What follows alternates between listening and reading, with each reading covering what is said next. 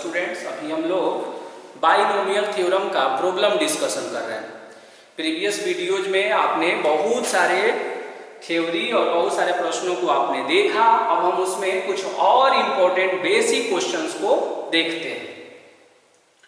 एक क्वेश्चन मैंने लिखा है, ये binomial theorem for positive integral index पढ़ रहे हैं जो अलजेब्रा में मुझे पढ़ना है। Find the sixth term of the expansion y का पावर 1/2 प्लस x का power 1/3 total power n if the binomial coefficient of the third term. लेकिन कहां से देखना है? इंड से देखना है। 45 है। ओके, तो क्या क्या यहां दिया हुआ है? पहले तो हम लिख देंगे कि गिवन बाइनोमियल एक्सप्रेशन। तो गिवन बाइनोमियल एक्सप्रेशन कितना है इसको हमने लिख दिया। तो y टू दी पावर 1/2 और x टू दी पावर 1/3 और टोटल पावर n हो गया। ओके, तो इसमें फर्स्ट टर्म कितना है? y का पावर 1/2 और सेकंड टर्म कितना है? x to the power 1/3। Index कितना है? तो बोलेंगे n है। अब मुझे क्या करना है कि थर्ड टर्म देखना है। कहां से? फ्रॉम द इंड, यानी अंत से तीसरा पद। तो मैंने आपको सिखाया था कि थर्ड टर्म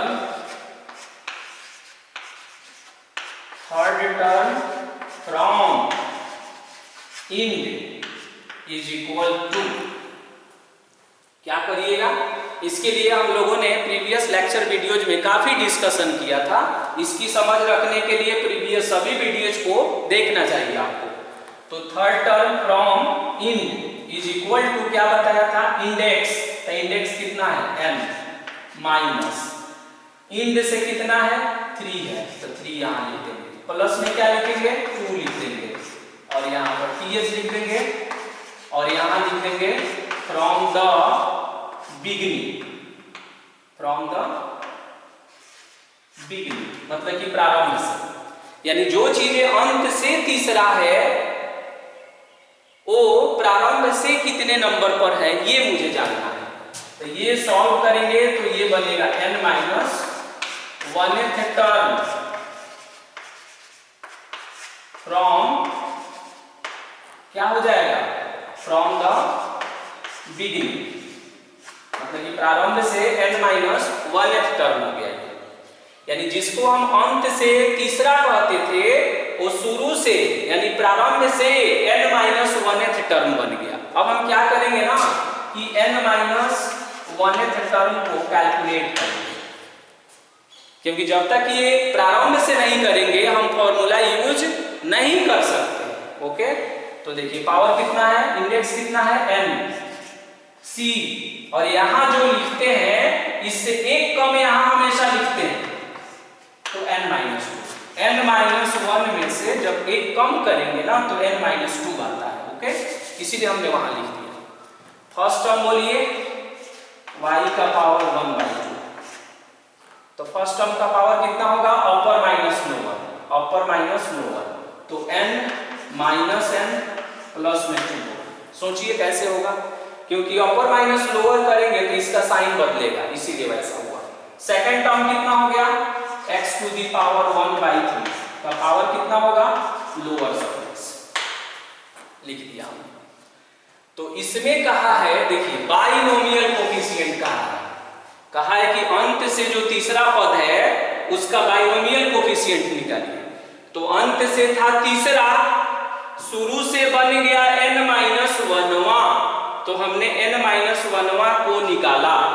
तो ये जो आया ना जिसे हम घेर रहे हैं यही है बाइनोमियल कोफिशिएंट, क्योंकि c से जो रिलेटेड होता है उसे ही हम बाइनोमियल कोफिशिएंट कहते हैं।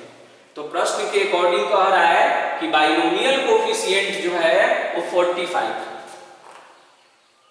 कितना है? 45। इन सबों से कोई लेना देना नहीं है। अब सीधे लिखेंगे कि according to question n Cn-2 is equal to 45। कह रहा था कि अंत से जो तीसरा पद है उसका जो बाइनोमियल कोफिशिएंट है उसका वैल्यू कितना है 45। तो 45 हमने लिख दिया। बाइनोमियल कोफिशिएंट का c जो होता है ना, वही c जो है बाइनोमियल कोफिशिएंट कहलाता है। अब उसको फैक्टोरियल में हम ब्रेक करेंगे तो कैसे हो जाएगा, फैक्टोरियल में n हो जाएगा अपॉन फैक्टोरियल में n-2 हो जाएगा अपॉन, इसमें से इसको माइनस करेंगे तो फैक्टोरियल में 2 आएगा और ये हो गया 45। मैंने बताया था इसको सिंप्लीफाई करने का तरीका, जो सबसे बड़ा है, सबसे जो ग्रेटेस्ट होता है वही आउटसाइड में आएगा। तो ये n हो जाएगा तो n-1 बचेगा, n-1 को भी बाहर कर लेंगे तो n-2 बचेगा और यहाँ पर भी n-2 कैंसिल कर देंगे। फैक्टोरियल 2 का वैल्यू 2 होता है और इज इक्वल टू 45। ये n² माइनस में n हो गया, 2 को 45 से करेंगे तो 90 ऑब्टेन होगा। तो n² minus n minus 90 is equal to 0। अब इसे क्या करेंगे ना, फैक्टराइज करेंगे तो n² माइनस में 10n प्लस में 9n और माइनस में 90 इज इक्वल टू 0। अब इसको फैक्टराइज करिए तो n इंटू n माइनस 10, 9 का कॉमन बनेगा, फिर होगा n-10 इज इक्वल टू 0। तो अब बताइए कितना होगा, n-10 है, n+9 है इज इक्वल टू 0। तो एक होगा n-10 is equal to 0, 0 product rule से एक आएगा n का वैल्यू 10, एक आएगा n+9 is equal to 0, then n is equal to -9।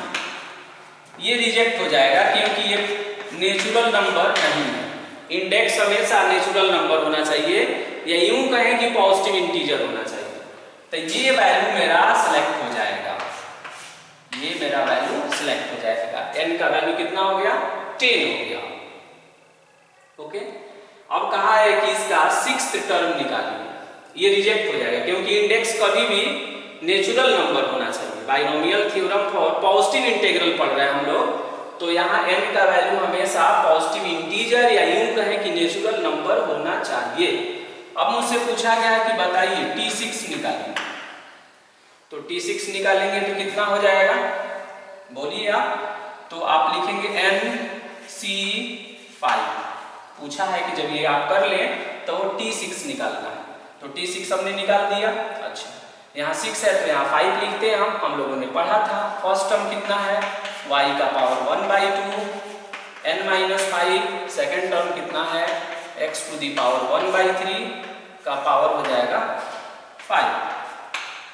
Okay, n का वैल्यू मुझे मालूम है तो यहाँ लिख देंगे 10c5, y का पावर 1/2, 10 - 5 हो जाएगा, x का पावर 1/3, तो x टू दी पावर हो जाएगा 5/3।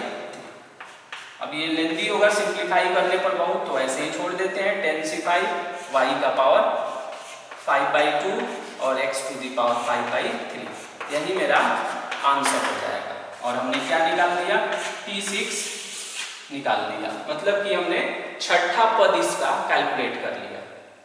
अब कहेंगे कि तब n क्यों निकाले, तो अगर n नहीं निकालते यहाँ से तो फिर यहाँ क्या पुट करते n के जगह पर, इसीलिए हमने n को कैलकुलेट किया। -9 को क्यों छोड़ा गया, क्योंकि index should be natural number, index हमेशा नेचुरल नंबर होना चाहिए, इसलिए इसको हमने डिस्कार्ड कर दिया।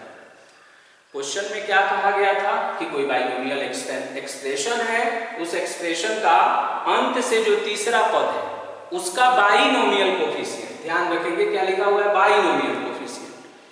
बाइनोमियल कोफिशिएंट का मतलब ये हुआ कि C से कनेक्टेड पार्ट जो होता है वही बाइनोमियल कोफिशिएंट कहलाता है। यानी NC0, NC1, NC2 इस तरह का जो रिजल्ट आता है वो बाइनोमियल कोफिशिएंट कहलाता है। लेकिन कहा क्या था, अंत से तीसरा, तो जो अंत से तीसरा था उसको पहले मैंने जानने का प्रयास किया कि वो प्रारंभ से कितने नंबर पर है। और जब हम ये जान गए कि प्रारंभ से वो और ये जो फॉर्मूला हम यूज कर रहे हैं इसकी समझ अगर आपको रखनी है तो बाइनोमियल का पूरा लेक्चर सीरीज आपको देखना चाहिए 0-1 से। वहां देखेंगे तो आप स्पष्ट ये समझ पाएंगे कि तीसरा था अंत से, तो प्रारंभ से n-1वां कैसे बनेगा। ओके, तो अब हम लोग और भी इसके क्वेश्चन को देखेंगे।